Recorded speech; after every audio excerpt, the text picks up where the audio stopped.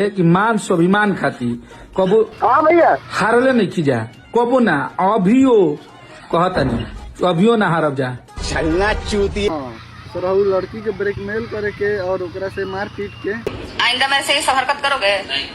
माफी मांगो। बोलो, पैर पकड़ रहा था ना, बोलो पैर पकड़ के माफी मांगते हैं।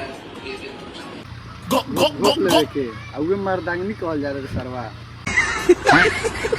हाँ, इस सरवा के नाम है अखिलेश यादव, मतलब कि यादव, मतलब कि खेसारी भैया के एगो बहुत अच्छा खासा राइटर भी बा और ओकर गाना लिख के देवेला तो खेसारी भैया गावेला तो वो बहुत मिलियनों में जाला।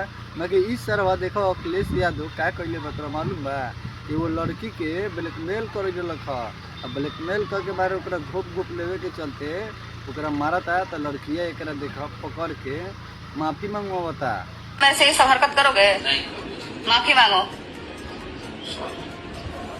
बोलो, पैर पकड़ रहा था ना, बोलो पैर पकड़ के माफी मांगते हैं। देख लो वीडियो हुआ तेरे सरवा तो से कहता है कि मर्द बानी मर्द बारे की सरवा मौके बारे रे